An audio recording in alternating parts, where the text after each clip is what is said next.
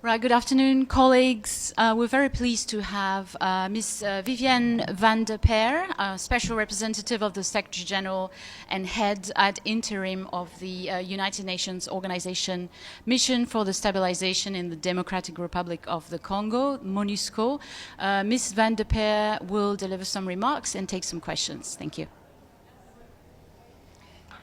Thank you very much, and thank you for your interest. As you know, I just briefed the Security Council on the situation in the DRC, Eastern DRC, and followed by informal close consultations. So I have a few comments to share with you from the get-go. The situation in the Eastern DRC remains extremely volatile. Fighting continues in North Kivu, in South Kivu, and in Ituri, with serious risks for civilians and growing danger of regional escalation. Civilians are paying the highest price. The continued use of heavy weapons, drone, and other military capabilities in populated areas is deeply alarming and increases the risks to civilians and to civilian infrastructure. MONUSCO remains fully committed to the protection of civilians. Despite operational constraints, the mission continues to protect civilians, support community alert systems, conduct patrols, and adapt its posture in line with the mandate entrusted to us by the Security Council. Ceasefire implementation must now move from commitments to concrete action. The diplomatic efforts under the Washington, Doha, and the African Union and regional mechanisms are important, but they must produce tangible results on the ground. A credible ceasefire monitoring mechanism is essential. Monitoring and verification arrangements require security guarantees, freedom of movement, and practical support to become operational and effective. The reopening of Goma and Kavumu airports is urgent.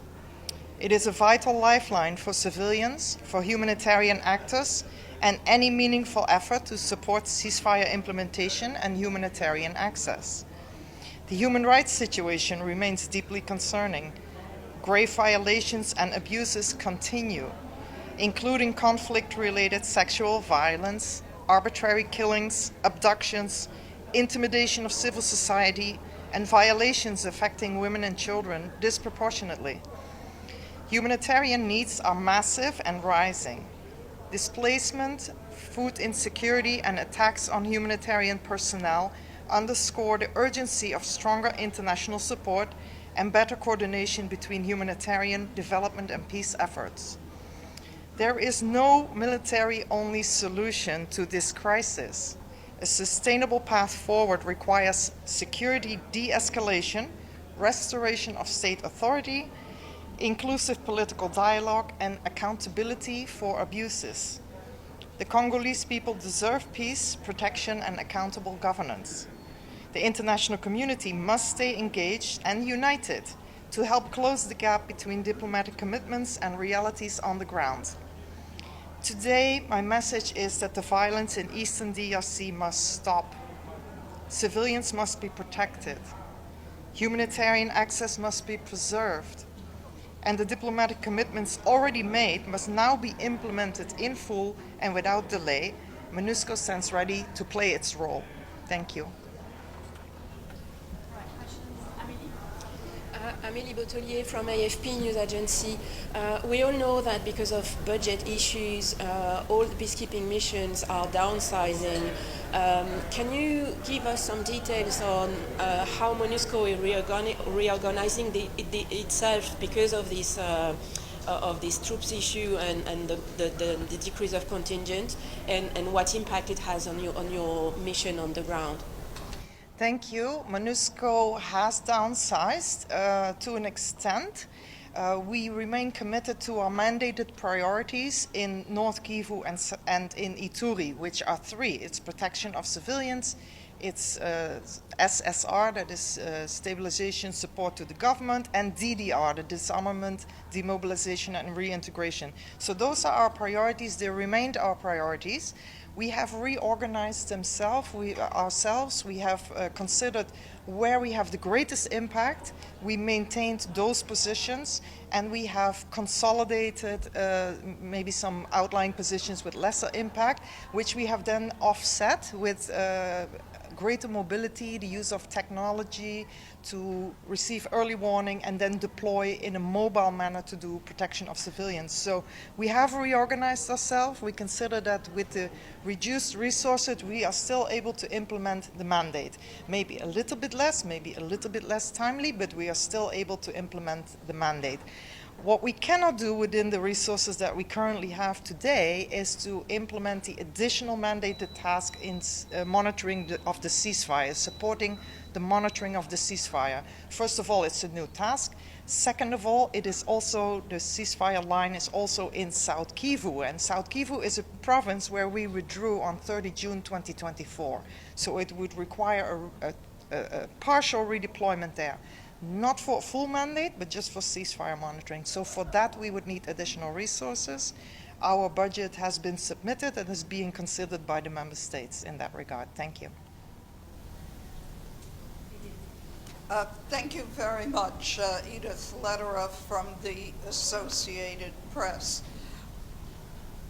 You've talked about M23 military activities, and we again saw both the DRC and Rwanda exchanging accusations.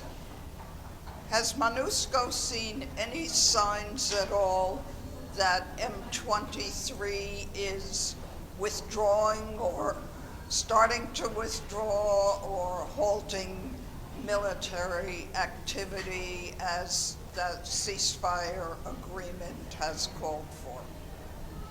Thank you. Both parties have continued confrontations in Eastern DRC.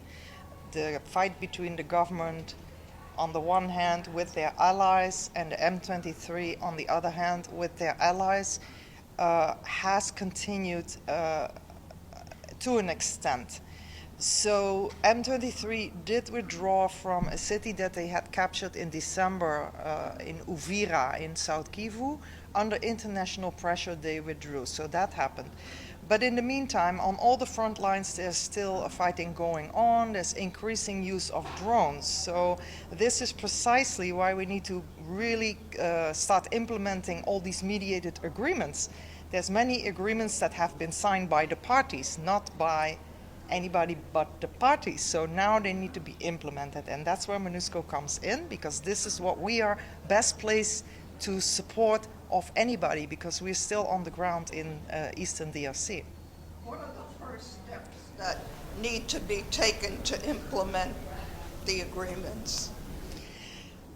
It is the adherence of all the parties to the agreements that they have signed. So those are the steps. And practically that means that there should be an actual ceasefire on the ground, and all the hostilities should cease. The airports should be reopened. MONUSCO should have its freedom of movement so it can support the implementation of the ceasefire. So all that is being negotiated by the various negotiating teams. And we are just, as a mission, we are ready to support that. Thank you.